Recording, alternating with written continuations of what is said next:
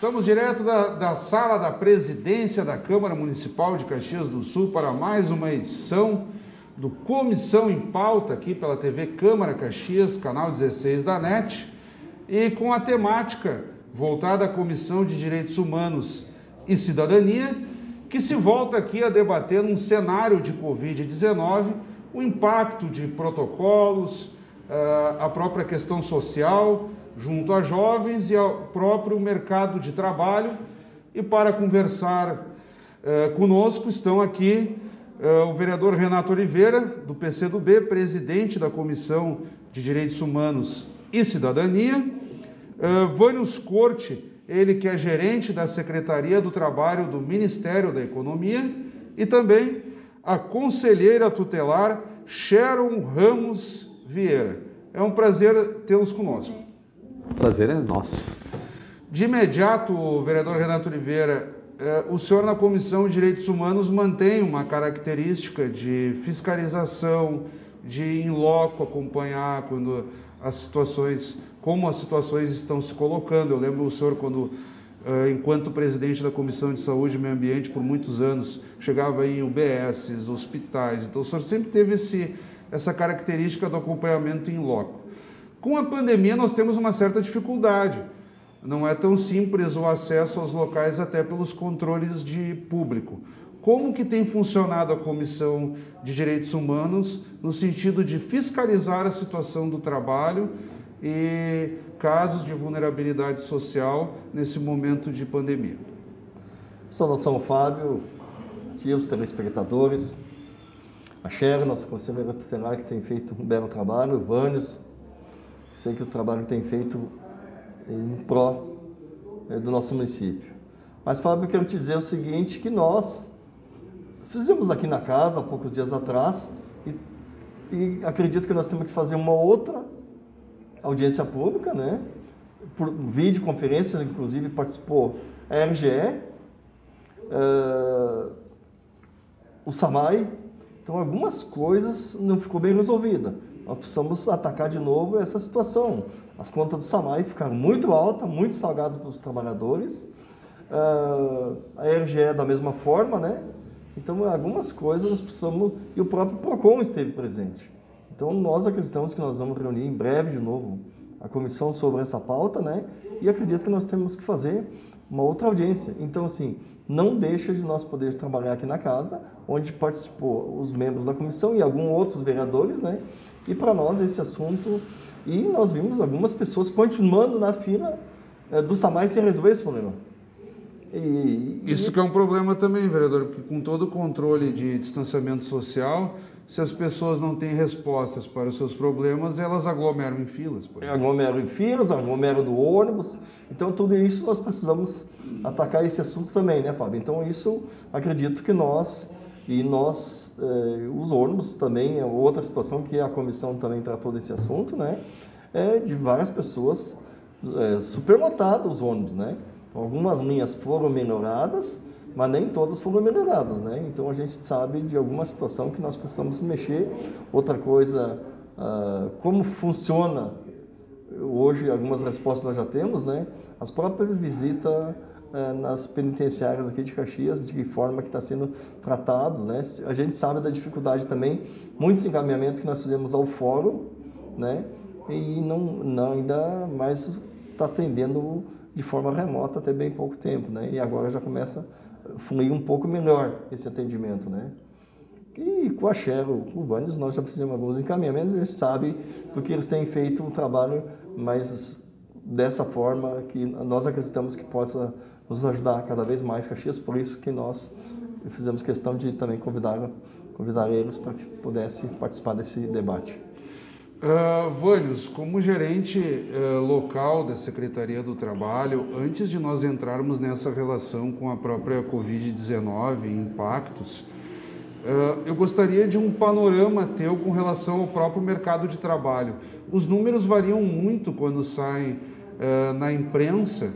Nós tivemos um primeiro impacto ali de isolamento, depois saiu aquela medida provisória do governo federal.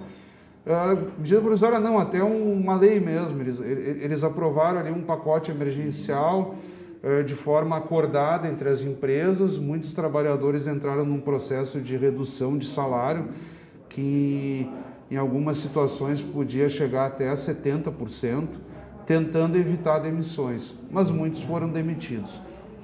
Desde o início daquele isolamento um pouco mais rigoroso, quando Caxias praticamente parou mesmo, lá em meados de 20 de março, por uns 15, 20 dias, depois começou a haver uma certa flexibilização. Mas o impacto no mercado de trabalho continua se agravando. De que ordem é mesmo o desemprego em Caxias do Sul em números absolutos e relativos? Sob que ótica nós podemos enxergar o impacto da Covid em termos do emprego em Caxias? Bom, Fábio, primeiro, obrigado pelo convite, agradecer também o vereador Renato e a companhia da Xero.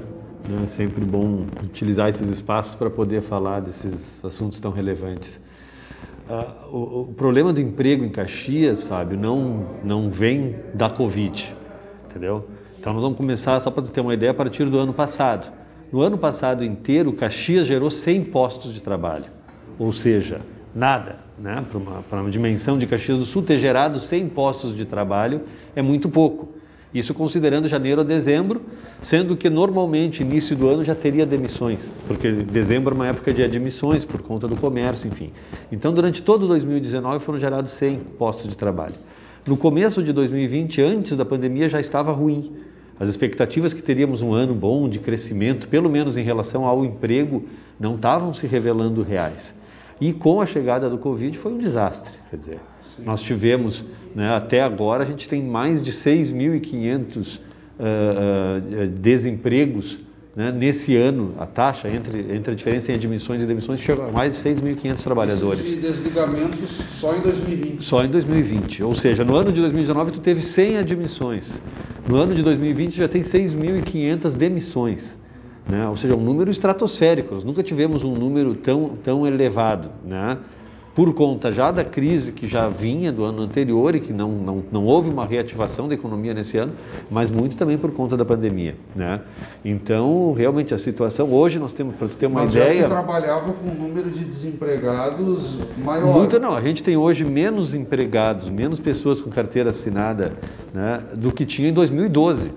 Então, tu imagina o quanto a população de Caxias cresceu de 2012 para 2020, né? E em números absolutos, o número de pessoas com carteira assinada é menor do que nós tínhamos em 2012. Então, na situação do mercado de trabalho, na situação... carteira assinada, né? mais ou menos? Fábio, se eu te disser o número exato agora, eu vou estar te mentindo. Porque tá? o desemprego mesmo se falava em dado momento em 20 mil desempregados, isso ano passado. Mas é que aí, Fábio, tu tem que cuidar quando a gente ouve isso, entendeu? Porque o que eles... Isso que eu estou te perguntando, porque, assim, sem sair dando... Não, mas sabe por quê? Porque assim, as pesquisas que saem sobre desemprego, eles não levam em conta só a questão do trabalhador formal. Eles consideram também a informalidade, o subemprego, né? E eles consideram esses empregados, entendeu? Porque eles não fazem... Quando tu faz o corte por número de trabalhadores com carteira assinada, é que tu vê essa diferença. O Ministério do Trabalho ainda se atém a... A nossa parte é a questão do registro formal, do trabalhador que tem carteira de trabalho assinada. Então esse número, né, tende a ser bem maior. Esse número é bem maior, porque se tu pegar as pesquisas do IBGE de desemprego, eles vão te dizer não, que é considerado desempregado quem está fora há tanto tempo ou quem não procurou o emprego no período anterior. Mas aí eles contam também isso, a pessoa que está na informalidade, no subemprego, né, naquelas outras. Então, por isso que os números não batem muito certo. O IBGE existem os informais como se estivessem empregados. Conta como trabalhador empregado, entendi. Entendeu? Então, aí dá uma diferença muito grande. Né? Porque, claro, a pessoa que tinha carteira de trabalho assinada, que tinha um emprego formal e deixou de ter, ela vai ter que sobreviver de alguma maneira. Então ela vai fazer bico, e aí ela aparece como ativo, entendeu? Essa margem de 20 mil desempregados que circulou muito na imprensa ano passado, referente a Caxias, ela confere ou é muito maior do que... É maior do que isso. Se tu considerar, muito maior. Se tu considerar o subemprego, aquela pessoa que está na informalidade, ou aquela que trabalha por conta, que dizem, né? E que o que isso acontece, Fábio? Isso faz com que reduza muito a massa salarial da cidade, entendeu? Porque a pessoa que sai do emprego formal e vai para um bico, vai para uma situação dessas, ela, via de regra, ela tem um rebaixamento no seu salário, né? Então, o que acontece? Caxias do Sul perdeu em número de empregos e perdeu também em circulação, né, de dinheiro na cidade, porque as pessoas pararam de ter dinheiro, pararam de consumir, e aí vai gerando uma crise que é nesse sentido, ou seja, tu não recebe, então tu não consome, então a loja não vende, então a indústria não produz.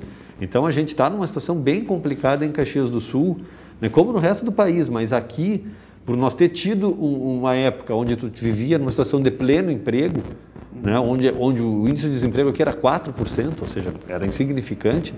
Hoje a gente ter, né, e alguns setores é muito pior, por exemplo, na juventude, né, até os 25 anos, esse índice de desemprego em Caxias chega quase a 30%.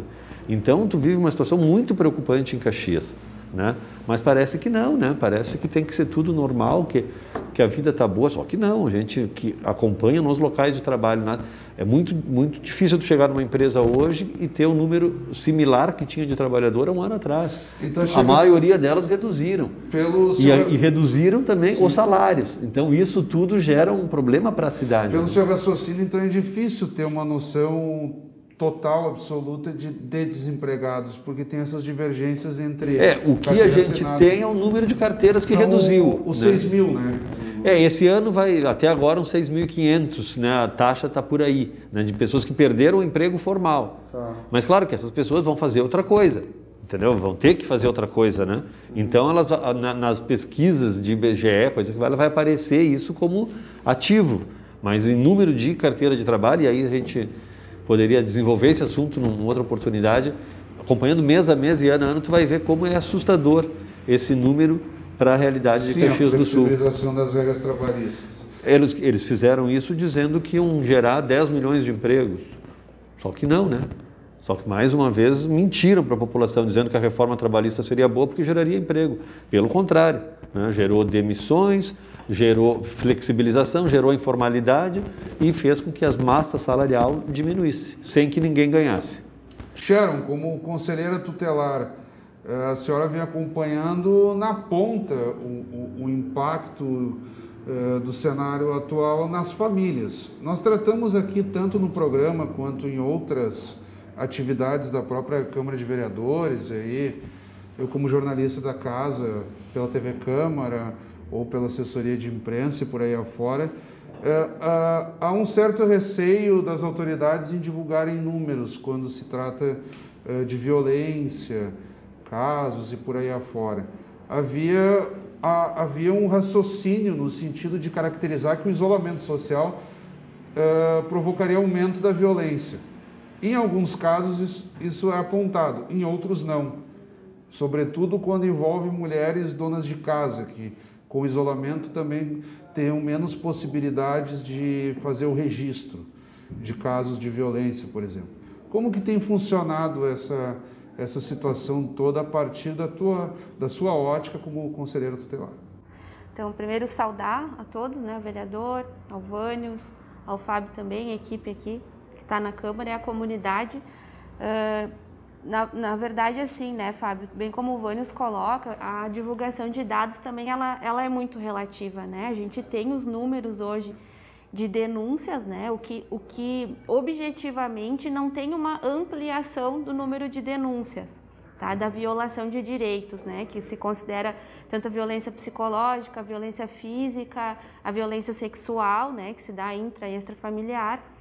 Mas a gente tem observado que na fala, né, das pessoas, na fala das famílias que a gente atende, isso está muito presente, né? A situação da violência, da violação de direitos, né? Em muitos casos que a gente atende, por exemplo, e a gente consegue identificar que ali tem uma série de outras violências, né? Que ela não é especificamente contra a criança e o adolescente, né? E o próprio agravamento das dificuldades, da situação econômica, como bem o Renato colocou e o Vânios pontuou também, né? Desemprego, a precarização do trabalho, a ausência da renda ou acesso muito precário à renda, né? Mesmo que essas pessoas consigam acessar os benefícios, por exemplo, hoje assistenciais, né? Mas tem tido realmente uma dificuldade, assim, de lidar com a vida e os problemas da vida objetiva, né? E também de dar conta de conseguir fazer a proteção a essas crianças e adolescentes, né? Então, por exemplo, quando a gente pensa que a criança e o adolescente, eles são grandes vetores da transmissão, por exemplo, do vírus, né? Porque a questão do contato, são a assintomáticos, convivência... né? Na sua maioria, pelo menos. Isso, né? Eles vão ser assintomáticos, mas, por exemplo, se estivessem convivendo, né, entre eles, a transmissão se daria de uma forma muito mais rápida, né? Muito mais ágil, assim, de se observar, né? A gente pode pegar alguns dados, assim, de que no Brasil, mesmo com a suspensão das aulas presenciais e dos outros serviços de convivência, dessas atividades que as crianças estão reunidas, né? Mesmo assim, o Brasil ainda é um dos países que mais tem transmissão entre crianças e adolescentes, né? Isso pegando um dado no país, né? Então, isso observa que a própria questão estrutural, as dificuldades de realmente poder fazer a proteção para as crianças e para os adolescentes, né? É um fator, assim, que vai fazer com que a transmissão seja maior também aqui no país, né? Então, a gente, até tu fala dos dados de violência, eu acho interessante a gente pontuar, né? Tem aqui a Frente Parlamentar em Defesa dos Direitos da Criança e do Adolescente. Nós temos uma procuradoria também dedicada à mulher, a Câmara vem se cercando, tem uma comissão de segurança pública, o próprio vereador Renato, nos direitos humanos, a Câmara tem ido muito atrás. O que se coloca as próprias autoridades, Polícia Civil, Brigada Militar, enfim, os comitês, as delegacias que se dedicam à mulher e à violência, é a dificuldade de notificação mesmo dos casos. Isso, e aí até queria comentar, né, que a Frente teve uma reunião, então, recentemente, já no período da pandemia, e aí se criou a campanha, né, Vizinhos e Vizinhas contra a Violência, né? E aí, então, de divulgação desses números de telefone, desses contatos possíveis para que se faça a denúncia. Então, além da dificuldade de denunciar, de levar adiante, né, tanto mulheres vítimas de violência doméstica, tanto a própria violência que é contra a criança e adolescente, é muito difícil de tu fazer a denúncia, mas também existe um olhar sobre isso, né, que muitas vezes ainda é preconceituoso, né, que ainda vê a criança ou adolescente como propriedade daquele adulto. Então, numa concepção geral, ainda é difícil que as pessoas entendam que é violência e que se deve denunciar e que se deve tomar providência. Antes de nós irmos para o intervalo, eu gostaria de abrir esse tema, porque toda vez que se fala em coronavírus, há um certo cansaço de autoridades, dos cidadãos de modo geral, renda, instrução, concepção ideológica. As pessoas estão cansadas dessa discussão que se criou quase que uma dualidade, ou o sujeito é favorável à saúde ou favorável à economia, quando são áreas que precisam andar juntas e não há como ser só de um lado ou só de outro. E nós aqui estamos guinando para isso, dificuldades no mercado de trabalho, dificuldades nos números, queda de renda e também, ao mesmo tempo, problemas paralelos como aumento de violência por aí afora por conta do isolamento social. É muito difícil defender um ponto só. Então eu deixo para vocês aí darem uma pequena colocação antes do intervalo, depois nós ampliamos. Sabe, eu quero dizer que eu tenho uma opinião própria quanto a isso, né? Eu te diria o seguinte, né? Quando o ministro Mandetta, ministro do Bolsonaro, dizia que tinha que fazer o isolamento, e o próprio presidente não respeitou essa situação. Então, veja a dificuldade que nós temos. Essa é uma dificuldade muito grande do povo. Nós estamos nessa pandemia, Caxias, nós nunca tivemos tão no pico como estamos hoje. 2 semanas consecutivas de bandeira vermelha, onde a Guarda Municipal, carro de som, passa na cidade pedindo, por favor, que não tenha aglomeração. A Prefeitura tem feito alguns esforços aí no fim de semana, fazendo batidas aqui ou ali. Então, está tendo festas. Mas quem disse que podia fazer festa? Foi o presidente da República. Eu vejo uma situação muito difícil. E Caxias fez algumas ações, mas, como disse, algumas dificuldades se tornaram, assim, um exemplo veio do Planalto. O exemplo veio do Planalto, veio de um presidente que não pensava no povo, que dizia que atleta não pegava, essa coisa toda, né? Então, assim, a dificuldade que eu vejo é nessa situação. Então, Caxias, se não precisasse, o governador, acho que tem feito até bem pouco tempo um relativo trabalho, só que pelo que eu estou vendo, está jogando a toalha, vai entregar para os prefeitos. E os prefeitos farão o quê? Será que vão fazer isso? Vão liberar tudo de novo? Vamos deixar... Então, a minha preocupação é muito grande quanto a essa situação.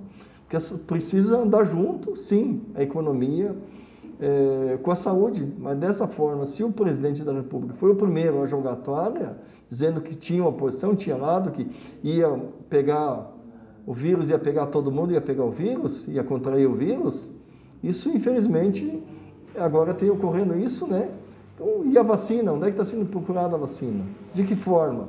Então, assim, preocupação de Caxias e de todo o país, eu acredito, foi o presidente não apoiar o isolamento, principalmente aqueles primeiros dias que houve, né?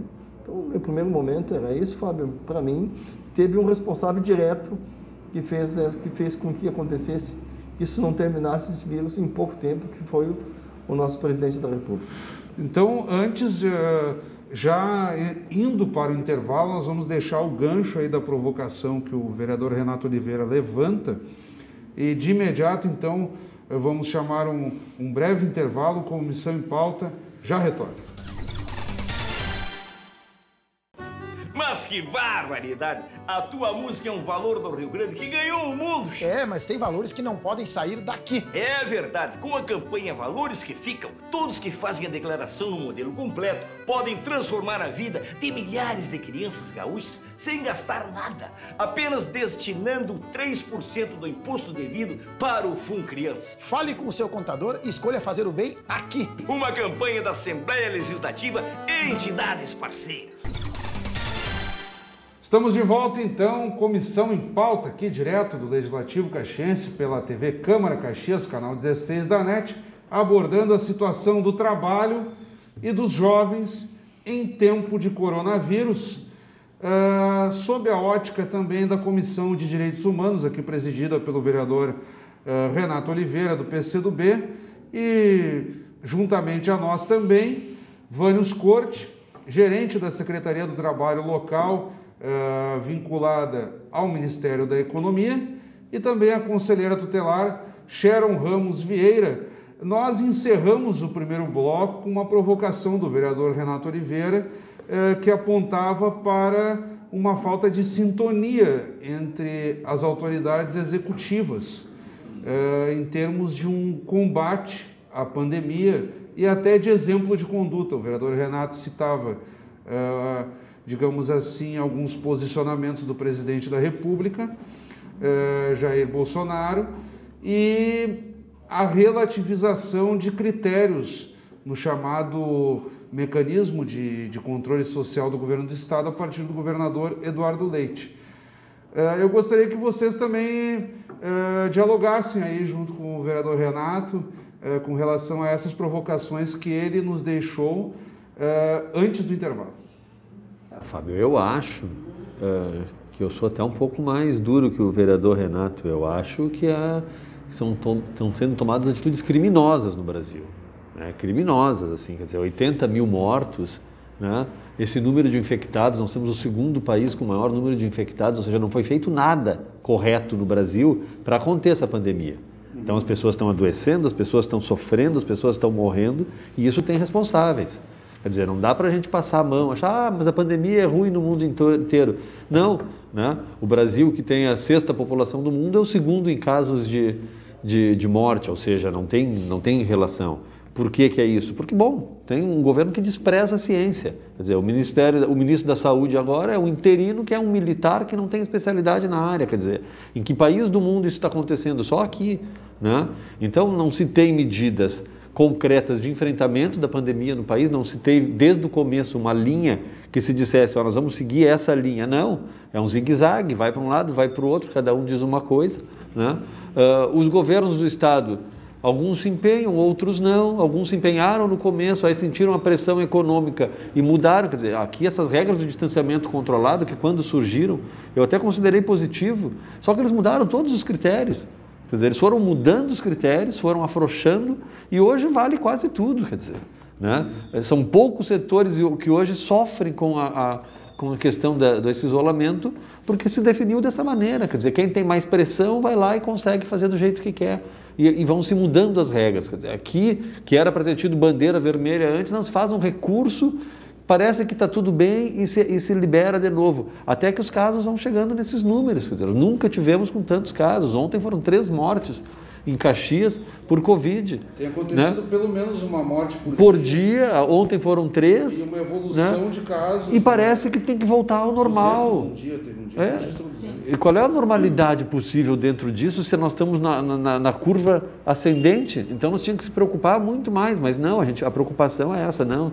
Tem que voltar ao normal, como se fosse normal ter 1.300 mortes por dia, como a gente teve ontem no país. Dialogando com a preocupação de vocês, recentemente, conhecidíssimo e competente jornalista local, Ciro Fabres, no Pioneiro, abriu uma coluna dizendo quando que seria o momento de um lockdown, que é um termo estadunidense, americano, que significa bloqueio total. Fazendo alusão ao prefeito de Milão, a pandemia na Europa, todos sabem, começou muito antes, agora já há uma fase quase de afrouxamento definitivo e tal, porque eles estão na fase final, mas ainda usam máscaras. Ele desafiou a pandemia e tocou a economia. Milão não pode parar, era o lema da cidade. Milão não pode parar. Chegou num ponto que o número de casos e mortes disparou tanto que ele teve que partir para o lockdown definitivo, não teve nada de forma gradativa. E aí ele colocava isso, as divergências que se criam então dentro de Caxias do Sul, a partir também da própria Câmara de Indústria, Comércio e Serviços, presidida pelo Ivanir Gasparin, que tem relativizado também muito essas medidas de controle. Sharon, continuamos aí nessa perspectiva até que ponto a economia, até que ponto a saúde. E eu deixo aí o plano aberto para que vocês tentem um equilíbrio aí, até para ajudar quem nos acompanha, que também deve estar cheio de dúvidas. Na verdade, né, Fábio, assim, eu acho que é uma falsa contradição, né? Não existe contradição. Para a gente falar uma frase de efeito, a vida é o principal negócio, né? Então, a vida das pessoas, e trazendo para a perspectiva do direito da criança e do adolescente, né, na lógica da proteção integral, que é o que rege a nossa legislação, alguém precisa efetivar esse cuidado, né? Então, a gente tem, por exemplo, o Conselho Nacional dos Direitos da Criança e do Adolescente lançou notas, resoluções para que os governos pudessem tomar as medidas de proteção, né? São os planos de contingência, né, para que pudesse diminuir a transmissão entre crianças e adolescentes. Então, nas casas de acolhimento institucional, nos hospitais, nos espaços do sistema socioeducativo, isso tem funcionado, mas efetivamente para o conjunto da sociedade, né, nos lares onde tem crianças e adolescentes, isso não vem acontecendo, porque não se dá, o Estado, enfim, o poder público não consegue dar conta de proteger, de garantir formas de subsistência para que essas pessoas possam permanecer em casa, né? Então, quando o Vânios coloca ali sobre o subemprego, o trabalho informal, enfim, tantas outras formas, né, que gostam de chamar de empreendedorismo, né? As pessoas precisam dar o seu jeito das mais diversas formas para botar comida dentro de casa, né? Então, é uma falsa contradição a gente dizer isso, porque para nós é bem claro, né? O poder público precisa dar conta de que as famílias consigam garantir sua subsistência, sua proteção. O momento que é o momento de fazer lockdown, bom, já passou da hora, mas, né, antes tarde do que nunca. Então tem que fazer, só que desde que o Estado também possa prover essas condições para que as famílias consigam se manter, né? A pobreza, a desigualdade, a miséria, a exclusão já existiam antes, agora agudizou. Né? As pessoas estão vendo, estão dizendo que vão morrer de fome, mas isso já estava acontecendo, né? Então, só agudizou. É bem isso que a Sharon está dizendo, né? A gente sabe, o lockdown, como tu disseste no começo, ainda tem tempo, antes tarde do que nunca, como diz a Sheila, mas assim, quando chegou lá em Milão, o que foi dito lá? Foi feito vídeo, tudo, que ia funcionar tudo, a mil maravilha, daqui a pouco ele teve que tomar essas ações, né? Lá teve que tomar essas ações, mas tem que ser de cima para baixo, não de baixo para cima.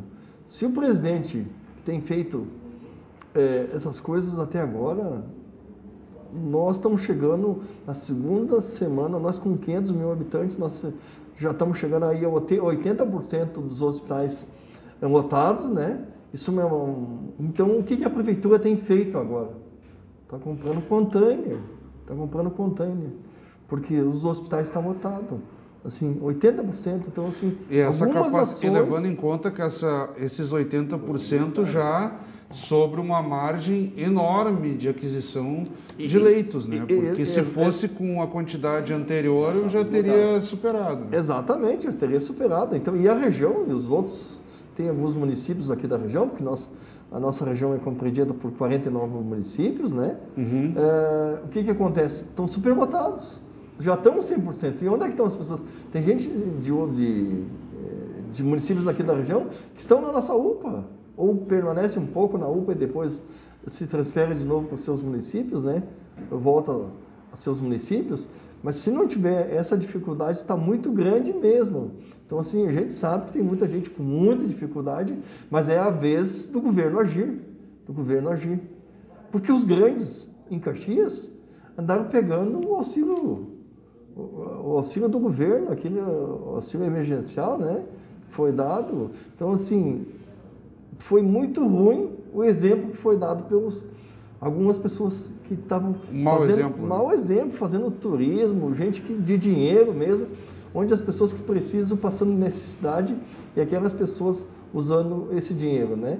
Então, assim, até gente de divisa, como se diz, pegando esse dinheiro também, né? Então, infelizmente, esses exemplos têm que vir de cima.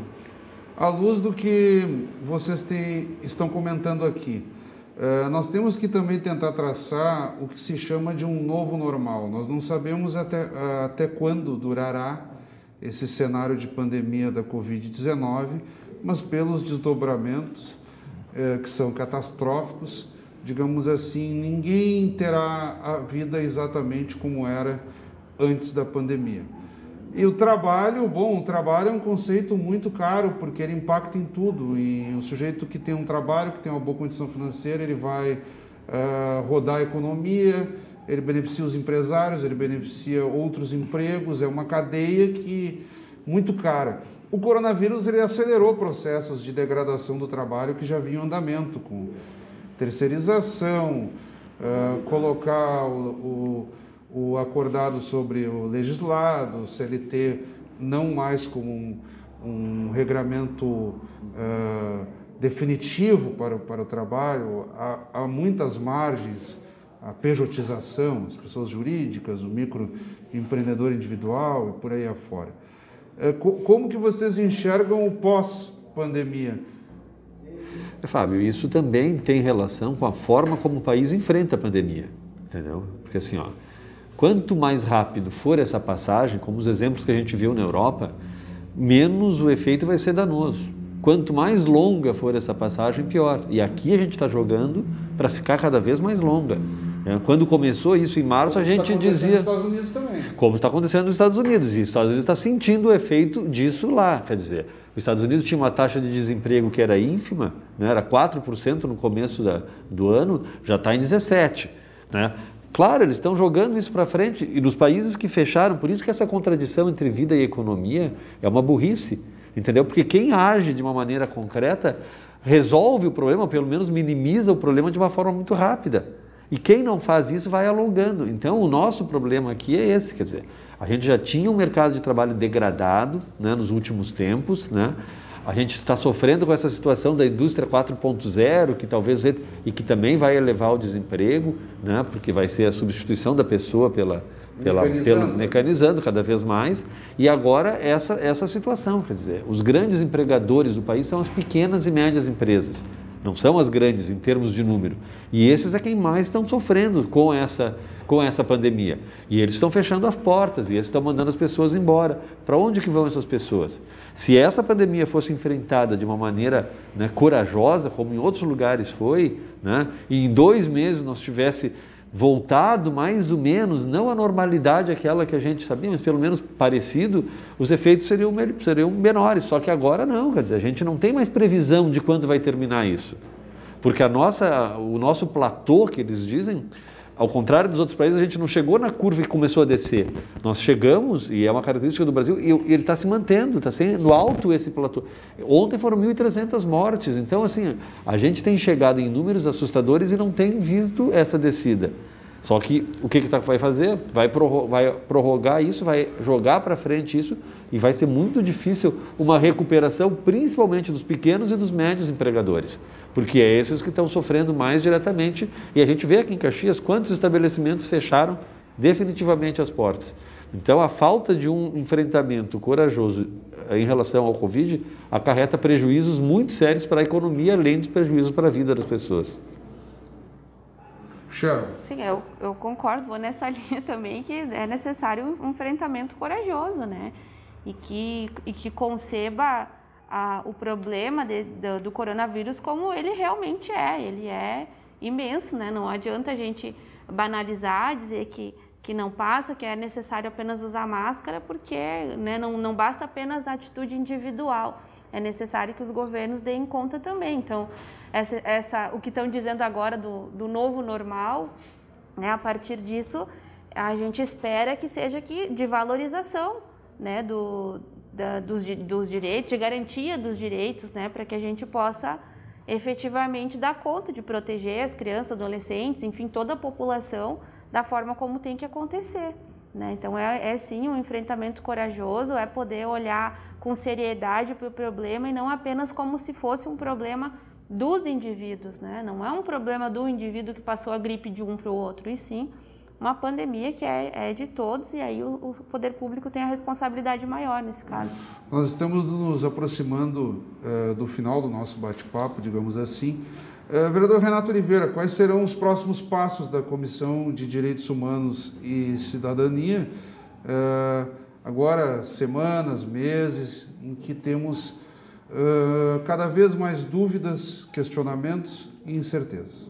Com certeza, Fábio. Muita incerteza ainda pela frente, né? Se não for tomada decisão, como eu te disse, de cima para baixo, a dificuldade continua cada vez maior, né? Mas nós aqui na nossa aldeia, como eu te disse, nós vamos ter que fazer uma outra reunião com o SAMAI, com a RGE, porque as contas vieram...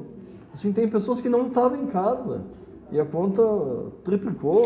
Houve uma cobrança, eu falo pela minha experiência pessoal. Isso é bom. Pessoal, A reclamação agora. A RGE e as empresas de gás também fizeram a cobrança pela média durante 2, 3 meses. O SAMAI também. E agora, na última fatura, vem a do mês e o excedente dos outros. Né? Quer dizer, aí o sujeito precisa estar preparado para uma leitura de gás que salta de uma média de R$80 para 310. Que é a minha conta de gás aí, a última. Então... E tu imagina uma conta de gás desse valor, né? E com o frio a gente consome mais, né?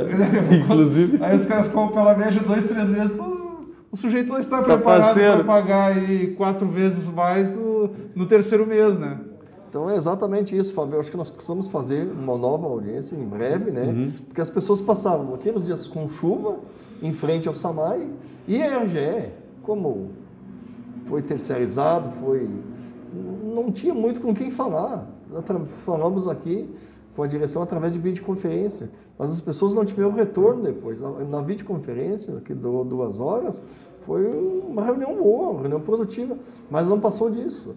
O SAMAI, normalmente as pessoas ligam até mesmo no 115 ou no WhatsApp que foi dado, não conseguem falar com ninguém. Então, porque as pessoas, poucas pessoas porque estão trabalhando. Em virtude da bandeira vermelha, tem poucas pessoas trabalhando ali no SAMAI. Então, isso é uma dificuldade grande. As pessoas que estão na linha de frente para atender essas pessoas. Porque eles querem pagar a conta. Querem pagar suas contas, porque é uma tradição nossa de Caxias. As pessoas querem pagar. Mas quando chega de 80, como tu disseste, no caso do SAMAI, para 310, ou de 80 para 700, umas que chegou até nós, 725. Então tem várias contas, umas contas no SAMAI de R$ 1.300, de R$ 6.000. Então tem várias contas que chegou aqui, mas de famílias pequenas que aconteceu.